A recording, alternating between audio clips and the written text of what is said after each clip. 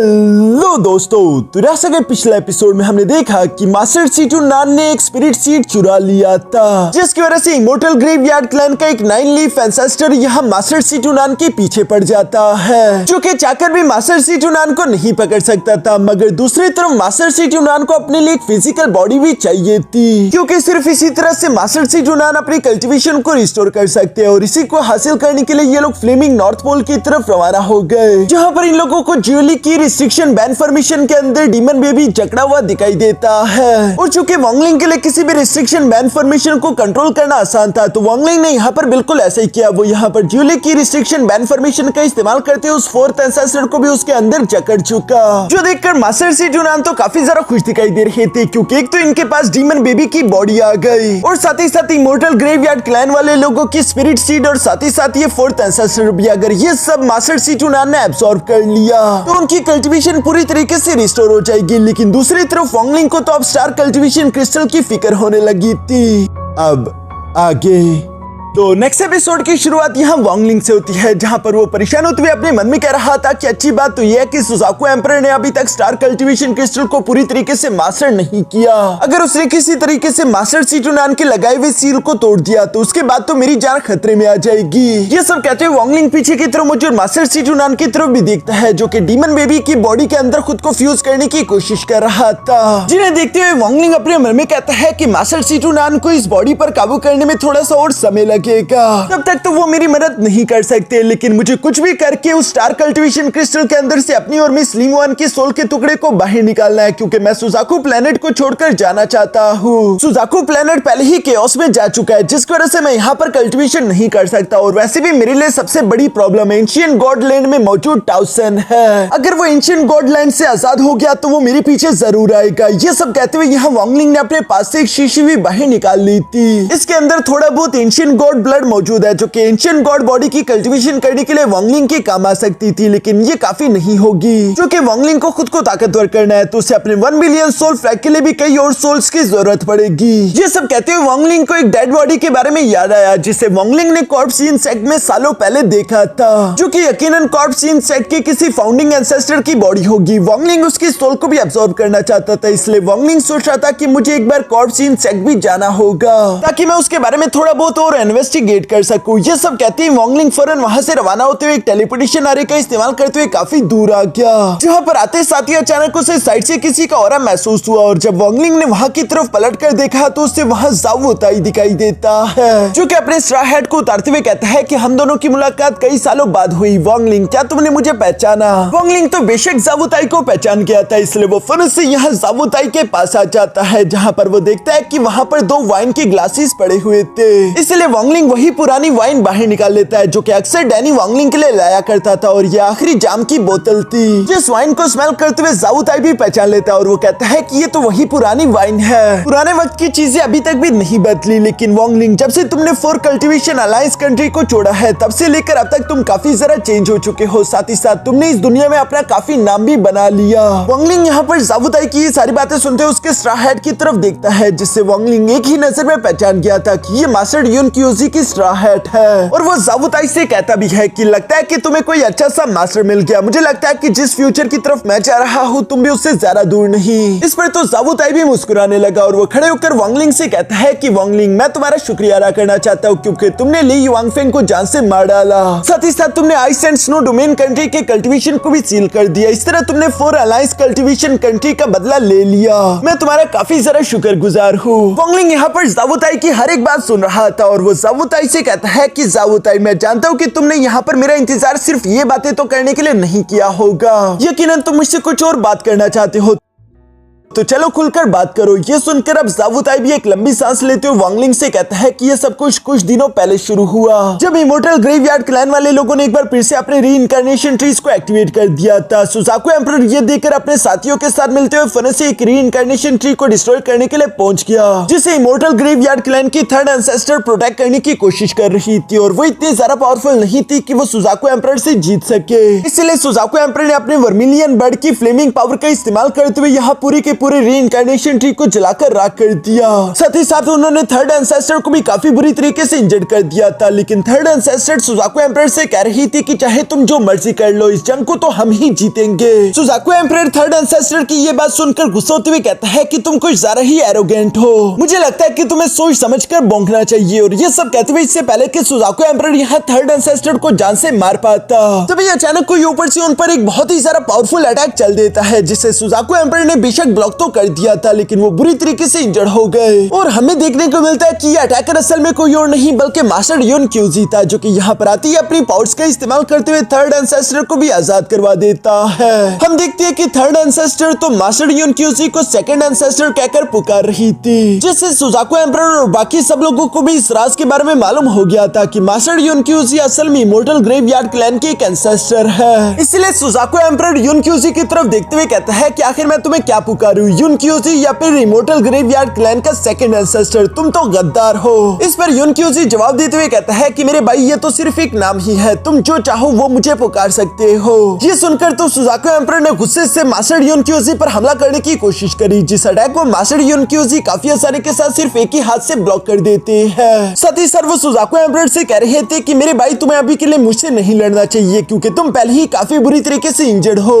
मैं तो कहूंगा कि तुम अभी के लिए यहाँ से चले जाओ। जो सुनकर सुजाको एम्परर सरप्राइज होते हुए यहाँ मास्टर युन क्यूजी से सवाल करते हुए कहता है कि आखिर तुम मुझे मार क्यों नहीं रहे? अगर तुम चाहो तो तुम मेरी इस कमजोर हालत में मुझ पर हमला करते हो मुझे मार सकते हो। इस पर मास्टर युन क्यूजी जवाब देते हुए कहता है कि मुझे तुम्हें मारने की कोई ख्वाहिश नहीं, बल्कि मैं तो तुम्हारे साथ एक डील करना चाहता हूँ। जैसे कि तुम्हें ऑलरेडी मालूम हो चुका है कि मैं इमोर्टल ग्रेवयार्ड क्लैन का एक एंसेस्टर हूँ, तो इसलिए मैं चाहता हूँ कि हम लोग आपस में एक डील कर ले। हम लोग सुजाको प्लेनेट को दो अलग अलग हिस्सों में डिवाइड कर लेंगे, एक हिस्सा तुम लोगों का और एक हिस्सा हम लोगों का। इस तरह हम लोग शांति के साथ रहते हुए ग्रो कर सकते हैं। यहाँ पर सुजाको एम्परर मास्टर युन क्यूजी की ये बातें सुनकर कोई भी जवाब नहीं दे रहा था। तभी अचानक मास्टर युन क्यूजी के पास मौजूद एक ब्लैकवुड के अंदर से कुछ एनर्जी निकलने लगी, जिसे देखते हुए सुजाको एम्परर और उसके साथी पीछे की तरफ हट गए और अब वो सब यहाँ से जाने लगे थे। पीछे से मास्टर युन क्यूजी भी उन्हें आवाज देते हुए कहता है कि तुम लोगों के पास सिर्फ 3 महीने हैं। 3 महीने बाद मैं सुजाको माउंटेन पर तुम्हारा डिसीजन पूछने के लिए आऊंगा। उम्मीद करता हूँ कि तुमने फैसला कर लिया होगा।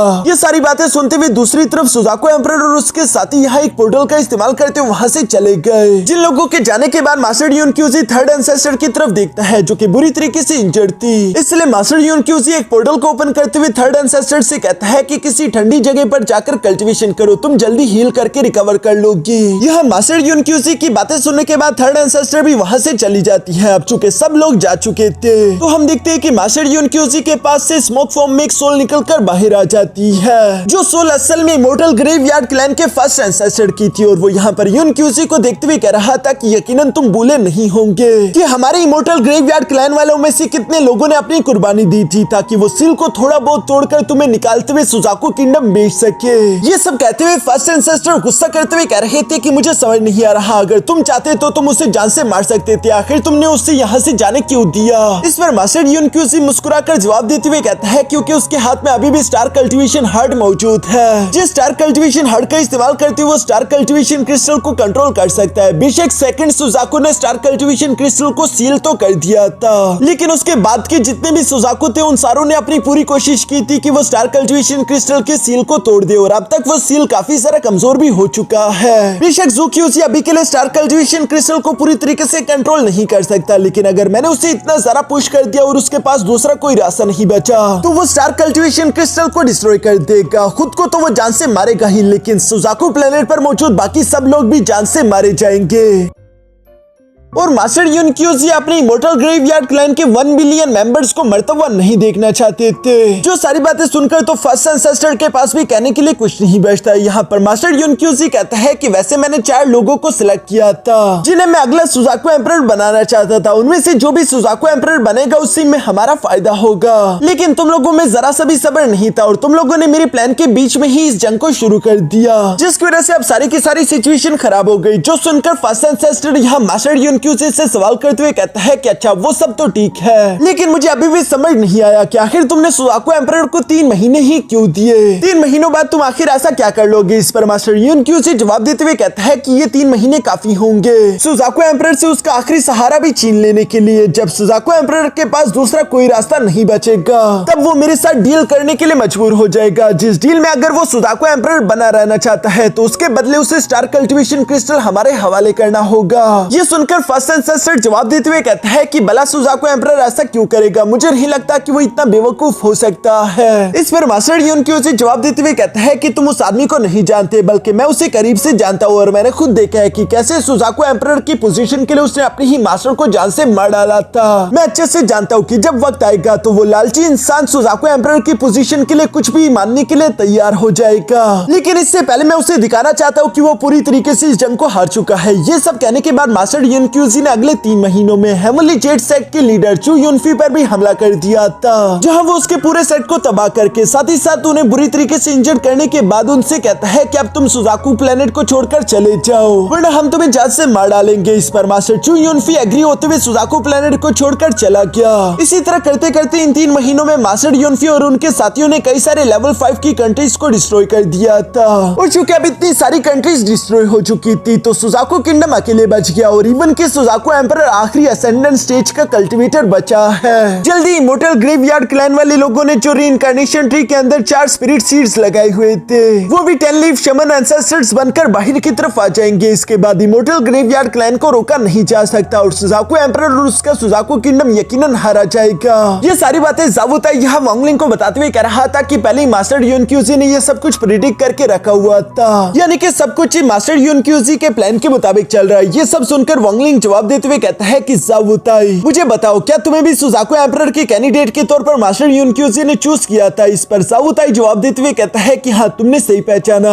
मैं ऐसे 3 कैंडिडेट्स को जानता हूँ जिन्हें मास्टर यूनक्यूजी ने चूज किया था। एक तो मैं हूँ जिसके पास अजूर ड्रैगन ब्लड लाइन और साथ ही साथ हर्टलेस डोमेन की पावर है। सेकंड नंबर पर है मिस जीजिन जो कि कभी कियानफेंग की कैलिड्रॉन हुआ करती थी। हम दोनों को असल में मास्टर यूनक्यूजी ने चूज किया था ताकि हम सुजाकू एम्परर के कैंडिडेट कियानफेंग और मिस ल्यूमी का मुकाबला कर सके। मगर तीसरे कैंडिडेट हो वांगलिंग तुम खुद, जिसके पास लाइफ एंड डेथ डोमेन की पावर है। मास्टर यूनक्यूजी को तुमसे कई सारी उम्मीदें थी और उन्होंने मुझसे कहा था कि जब तुम्हारी और मेरी मुलाकात हो जाए तो मैं तुमसे यही कहूँ कि तुम्हें जाकर मास्टर यूनक्यूजी से मिलना चाहिए। वो तुम्हें ये सिखाना चाहता है कि इस नेदरवर्ल्ड स्ट्रा हेड को अच्छे से इस्तेमाल कैसे किया जा सकता है। इस पर वांगलिंग जवाब देते हुए कहता है कि नहीं, जाकर मास्टर यूनक्यूजी को बता दो कि मैं उनसे मिलने के लिए फिलहाल नहीं आ सकता। ये सुनकर तो ज़ावुताई थोड़ा सा हैरान हो जाता है, लेकिन वो जानता रहा कि वांगलिंग ने जब एक बार फैसला कर लिया तो उसके फैसले को बदला नहीं जा सकता। इसलिए वो वांगलिंग की बात मानते हुए कहता है कि अच्छा ठीक है, लेकिन ये बची हुई वाइन की बोतल मैं अपने साथ लेकर जा रहा हूँ। और ये कहते हुए वो फौरन अपने पास से एक जेट स्लिप भी निकाल लेता है जहाँ वो वांगलिंग को बता रहा था कि एक बार मेरी मिस ल्यूमी से फाइट हुई थी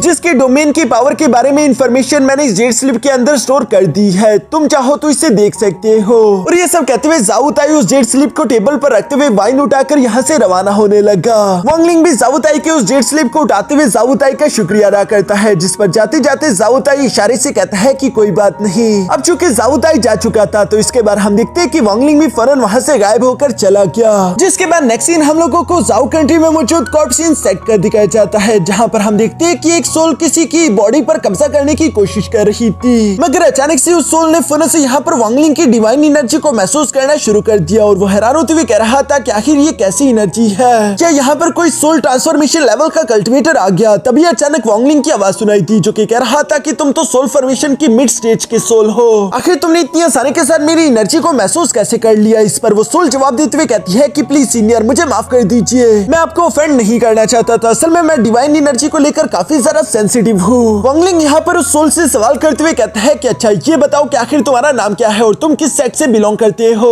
इस पर वो सोल काफी ज्यादा रिस्पेक्टफुली वांगलिंग को जवाब देते हुए कहती है कि मेरा नाम है काओ यी डाओ और मैं माइट्रिया सेट का एक डिसाइपल हुआ करता था जो कि टियानियन प्लेनेट पर बिलोंग करता है। जो सुनकर तो वांगलिंग शॉक हो गया था और वो हैरान होकर सवाल करते हुए कहता है कि अगर तुम टियानियन प्लेनेट से हो तो आखिर तुम सुजाकू प्लेनेट पर क्या कर रहे हो। इस पर मिस्टर काओ जवाब देते हुए कहता है कि मेरी फिजिकल बॉडी डिस्ट्रॉय हो चुकी थी और मुझे अपने लिए एक फिजिकल बॉडी चाहिए थी जो कि वहाँ पर काफी ज्यादा महंगी है और मेरे पास इतने ज्यादा रिसोर्सेज नहीं थे, इसलिए मैं यहाँ ओजाकू प्लेनेट पर आ गया ताकि मैं यहाँ पर एक फिजिकल बॉडी को अपने लिए हासिल कर सकूं, क्योंकि यहाँ पर मौजूद फिजिकल बॉडी थोड़ी सस्ती है। एक फिजिकल बॉडी को ही हासिल करने के लिए मैं कॉर्प्स इन सेट आया हुआ था। ये सारी बातें सुनकर वांगलिंग उससे सवाल करते हुए कहता है कि अच्छा ये बताओ कि आखिर तुम्हें टियानयून प्लेनेट के बारे में कितना कुछ मालूम है। जो सुनकर तुम मिस्टर काउ जवाब देते हुए कहता है कि टियानयून प्लेनेट पर मैं बचपन से बड़ा हुआ, वहाँ की हर एक चीज के बारे में मुझे इन्फॉर्मेशन है। अगर आपको वहाँ पर जाना है तो मैं आपको वहाँ के बारे में हर एक चीज बताने के लिए तैयार हूँ। ये सुनकर वांगलिंग जवाब देते हुए कहता है कि अच्छा अगर ये बात है तो मैं चाहता हूँ कि तुम अगले 100 साल के लिए मेरे सोल सर्वेंट बन जाओ। बदले में ये काम पूरा होने के बाद मैं तुम्हें एक सोल ट्रांसफॉर्मेशन लेवल की फिजिकल बॉडी दे दूंगा। जो सारी बातें सुनकर दूसरी तरफ मिस्टर काओ अपने मन में कहने लगा कि ये आदमी काफी ज्यादा पावरफुल दिखाई दे रहा है। मैंने अगर इसे ना कर दिया तो ये गुस्सा हो सकता है, इसलिए इससे पहले कि ये गुस्सा हो जाए मैं हाँ ही कर देता हूँ, क्योंकि इसी में मेरी भलाई है। वैसे भी इनाम काफी ज्यादा अच्छा है। ये सब कहते खुश होकर मिस्टर काओ वांगलिंग को रिस्पेक्ट पेश करते हुए कहता है कि मास्टर मुझे आपकी डील मंजूर है। और इसी के साथ हम देखते हैं कि वांगलिंग ने फरज से अपने 1 बिलियन सोल फैक को बाहर की तरफ निकालते हुए मिस्टर काउ की सोल को एब्जॉर्ब कर लिया। इसके बाद वांगलिंग फरज से कॉर्प्सिन सेट की नीचे गहराई में मौजूद उसकी लाश के पास आ जाता है, जो कि साइज में काफी ज्यादा बड़ी थी और वांगलिंग ने इसे एक बार पहले भी देखा था। यहाँ पर वांगलिंग उसकी बॉडी की तरफ देखते हुए कहता है कि ये अभी भी यहीं पर मौजूद है। इस बॉडी को देखकर ऐसा लगता है जैसे कि ये असेंडेंट लेवल का कल्टीवेटर हुआ करता था। अगर मैंने इसके ब्लड को भी यूज कर लिया तो ये मेरी कल्टीवेशन के काफी ज्यादा काम आ सकता है। साथ ही सर वांगलिंग को उसकी सोल भी चाहिए थी, जबकि दूसरी तरफ हम देखते हैं कि उस बॉडी के अंदर से भी यहाँ पर वांगलिंग को आवाजें सुनाई दे रही थी, जो कि कह रही थी कि प्लीज मुझे बचा लो।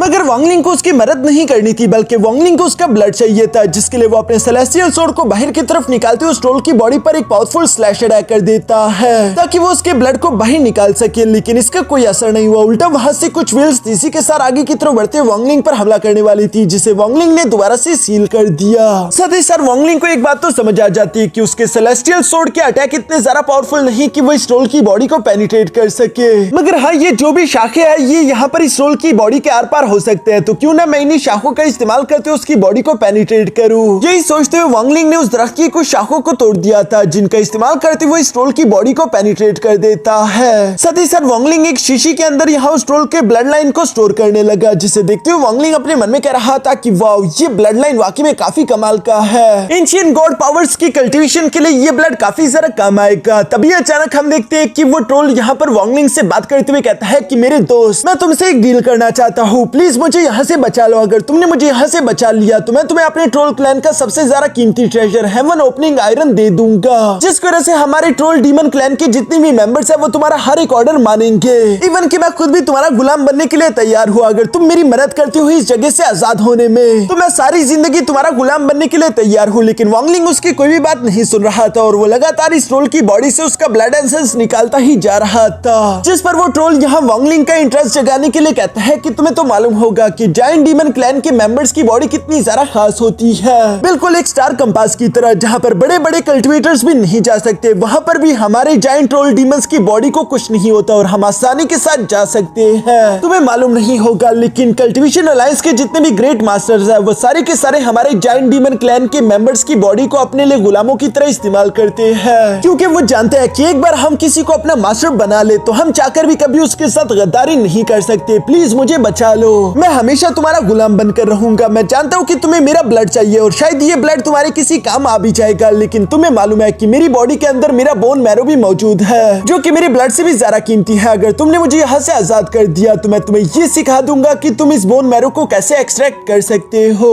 ये सारी बातें सुनकर अचानक से वांगलिंग भी रुक गया था, क्योंकि उस ट्रोल की बातों ने वांगलिंग का ध्यान अपनी तरफ खींच लिया है। इसलिए वांगलिंग उससे सवाल करते हुए पूछता है कि आखिर तुम हो कौन, जिस पर वो ट्रोल खुद के बारे में बताता है कि मैं हूँ लीजी, जायंट डीमन ट्रोल क्लैन का एक फाउंडिंग एंसेस्टर। आज से कई सालों पहले जब इमोर्टल ग्रेवयार्ड क्लैन के साथ हमारी जंग हुई थी, तब के टाइम मैंने अकेले ही 3 9 लीफ शमन्स को जान से मार डाला था, लेकिन तभी अचानक वहाँ पर एक 11 लीफ का स्पेल कास्टर आ गया, जिससे मैं जख्मी हालत में अपनी जान बचाने के लिए भाग रहा था और इसी कमजोर हालत में मेरा सामना कॉर्प्सिन सेट से हो गया, जिन्होंने मुझे कैद कर लिया। यहाँ पर ये सारी बातें सुनकर वांगलिंग ने उसकी बॉडी में उस दरख्त की जो शाखें डाली थी वो बाहर की तरफ निकाल लेता है, लेकिन वांगलिंग अभी भी कह रहा था कि मुझे माफ कर दो, मैं तुम्हें बचा नहीं सकता, क्योंकि वांगलिंग को लीजी की बातों का भरोसा नहीं था। इवन कि वांगलिंग ये भी समझ गया था कि लीजी जानबूझकर उसे बातों में उलझा रहा है, जबकि लीजी चाहता था कि वांगलिंग उसका और सारा ब्लड एसेंस निकाल ले, लेकिन वांगलिंग ऐसा नहीं करेगा, क्योंकि वांगलिंग को मालूम है अगर वांगलिंग ने यहाँ पर लीजी का और सारा ब्लड एसेंस निकाला तो इसकी वजह से लीजी की डिवाइन एबिलिटी अवेकन हो जाएगी और वो आसानी के साथ तीन शाखों से खुद को आजाद करवा सकता है। इसलिए वंगलिंग यहाँ पर लीजी से कहता है कि सीनियर मुझे माफ कर दीजिए, आपको आजाद करवाने में मुझे ज्यादा फायदा दिखाई नहीं दे रहा,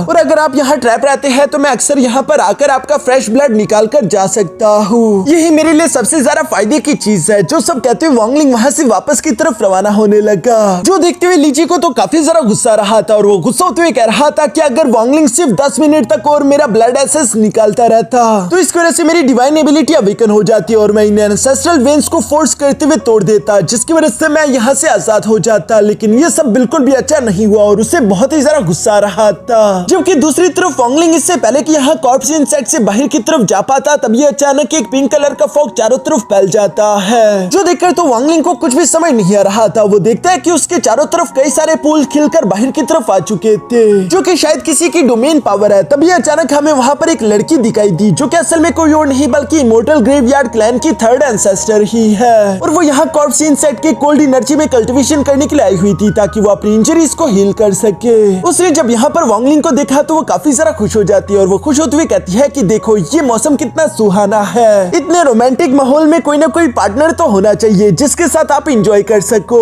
और देखो मुझे एक ऐसा कल्टिवेटर मिल गया जो कि पूरी तरीके से वर्जिन है। ये कहती वो थर्ड एंसेस्टर तेजी से वंगलिंग की तरफ बढ़ने लगी, जहाँ वो उसके पास आते हुए कहती है कि कल्टिवेटर क्या कहते हो, क्या तुम मेरे साथ मजे करना चाहोगे? और यहाँ इसी सीन के साथ हमारा ये एपिसोड यहीं पर खत्म हो जाता है।